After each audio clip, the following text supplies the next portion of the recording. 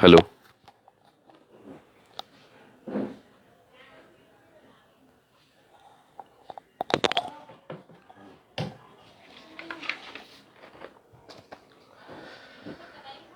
नमस्कार। मैं उद्भव उद्भव शांडिल्य, भूगोल का एक छोटा सा विद्यार्थी आज इस वीडू बैटन्स के पेज पे लाइव आया हूँ और अपनी कुछ छोटी सी रचनाएं एक छोटी सी रचना पढ़ूंगा मैं। 8 मार्च अंतर्राष्ट्रीय महिला दिवस से लेकर 7 दिनों तक एक साप्ताहिक साहित्यिक आयोजन इन्होंने इस वीडू बैटन्स ने किया है, जिसमें पुरुषों द्वारा महिलाओं के लिए, स्त्रियों के लिए रची गई कविताओं का पाठ किया जाएगा।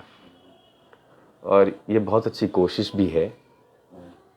इसी बहाने कम से कम एक पुरुषों की स्त्रियों के प्रति नई चेतना इस प्लेटफॉर्म पे दिखे, इसके लिए वीडू बैटन्स बहुत बधाई की पात्र है। और मैं भी उन्हें अपने तरफ से उनके प्रति अपना आभार व्यक्त करता हूं कि उन्होंने भी मुझे मौका दिया कि मैं यहाँ पे अपनी कविता पढ़ूं। हालिया दिनों में कुछ एक संदर्भ में पुरुषों पे प्रश्न चिन्ह खड़े किए गए हैं, उनकी मानसिकता पर, स्त्रियों को लेकर उनकी जो चेतना है उन पर, उनके रहन सहन पर, उनके स्वभाव पर। हालांकि ये मानक नहीं हो सकता। आप एक पुरुष या कुछ एक खास पुरुषों द्वारा किए गए कुकृत्यों के आधार पर समूल पुरुष जाति पर प्रश्न चिन्ह खड़ा नहीं कर सकते। और ये कोई नई बात नहीं है, ये बहुत बचपन से हम सब सुनते आ रहे हैं। और ये कही हुई बात भी है कि हर एक सफल पुरुष के पीछे एक स्त्री का हाथ होता है। आप प्राचीन काल में भी देख ले तो मनु, जिन्हें आदि पुरुष की हम संज्ञा देते हैं, उन्हें श्रद्धा ने वेदना रहित किया, एक बार नहीं 2 बार। तुलसीदास जी रत्नावली वियोग में इतने बड़े कवि और लेखक बन गए। कौशल्या, जिन्होंने राज्य संचालन हेतु दशरथ को इतनी मदद दी।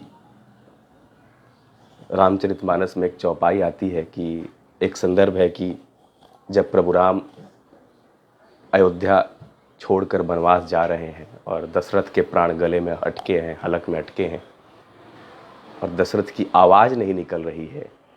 दशरथ तब बड़ी स्थिति उनकी बदतर है, खराब है। तब तुलसीदास जी ने एक चौपाई लिखी है कि नाथ समुझी मन करे विचारु, राम वियोग पयोधि अपारु, करण धार तुम अवध जहाजू, ते पर चढ़े व प्रिय सकल समाजू। वो उन्हें ढाढ़स बंधाती है कि हे महारथी, हे देव, आप इस अयोध्या रूपी जहाज के खेवनहार हैं, तारणहार हैं। अगर आप ऐसे होश खो बैठेंगे तो फिर इस जहाज का क्या होगा, वो तो डूब जाएगी। आपको पार लगाना है इस जहाज का। फिर उसके बाद दशरथ खड़े उठते हैं। तो ऐसी अनगिनत कहानियां हैं जहां स्त्रियों ने पुरुषों को उन मौक़ों पर उन्हें मतलब जो उन्हें ज़रूरत थी, जो उन्हें मोटिवेशन, जो उन्हें प्रशस्त मार्ग चाहिए था, प्रदान कराया है। मेरी एक छोटी सी रचना है जिसका शीर्षक है डरता हूँ। 2017 में मैंने लिखी थी, जब मैं ग्रेजुएशन सेकेंड ईयर में मैंने जब प्रवेश लिया था। शीर्षक है डरता हूँ। डरता हूँ, हाँ मैं डरता हूँ, नारियों के स्वाभिमान से,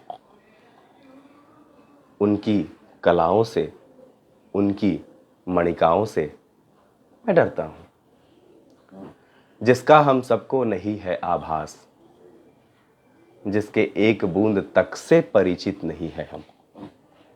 किंतु आडंबर तो समुद्र को आत्मसात करने का है हमारा। ऐसे ढोंग पाखंड से पल पल 2-2 हाथ करता हूं, हाँ मैं डरता हूं। संदर्भ देखें।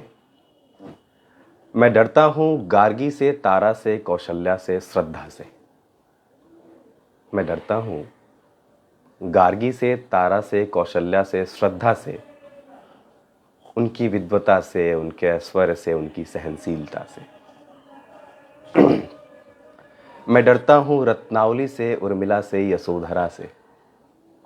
मैं डरता हूँ रत्नावली से, उर्मिला से, यशोधरा से और विरह के प्रेम में तड़पते और प्रणय हेतु निवेदन करते उनकी यौवन से। मैं डरता हूँ प्रसव वेदना से, उस अर्चनीय मातृत्व से। मैं डरता हूँ उस प्रसव वेदना से, उस अर्चनीय मातृत्व से, पत्थर रूपी अहिल्या से, पतिव्रता सीता से।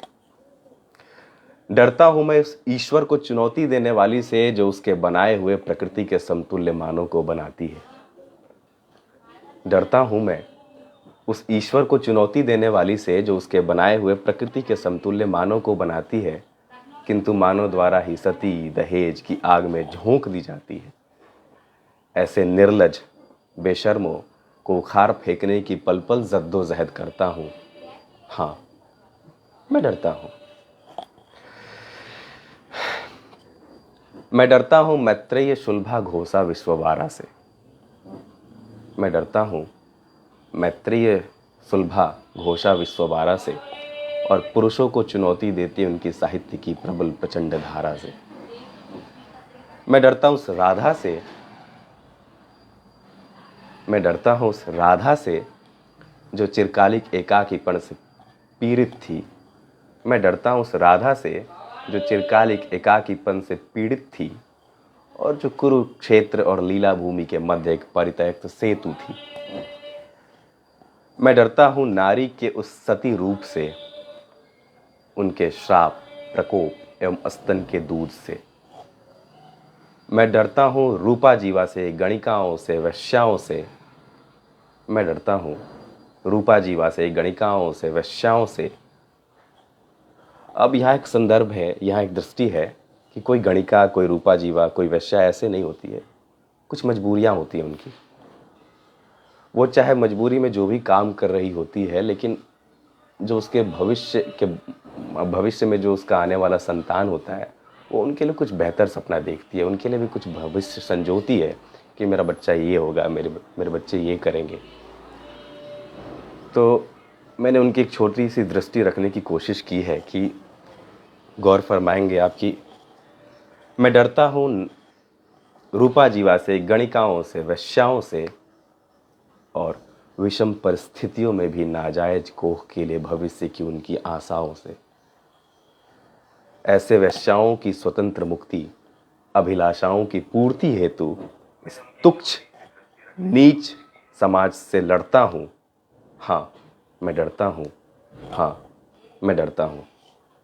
कविता समाप्त हो गई और मैं फिर से वीडू वेटन्स के मेंबर्स के प्रति अपना आभार व्यक्त करता हूं कि उन्होंने मौका दिया और वो बसंत की आहट का जो साप्ताहिक साहित्यिक सप्ताह है अंतर्राष्ट्रीय महिला दिवस के उपलक्ष्य में, एक बहुत अच्छी कोशिश है, एक बहुत बेहतरीन कोशिश है।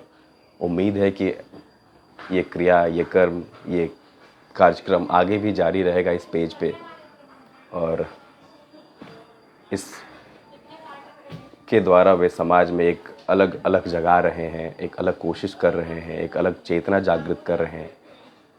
मैं सारे वीडू बैटन्स के मेंबर्स को बधाई देता हूं कि वे एक सफल आयोजन करवा रहे हैं और साथ ही मैं खुद भी आप सबके प्रति अपना आभार व्यक्त करता हूं कि आप सब ने मुझे सुना और मुझे भी एक मौका मिला इस प्लेटफॉर्म पे आके अपनी कुछ बात रखने का। धन्यवाद। Thank you very much for listening to me. नमस्कार।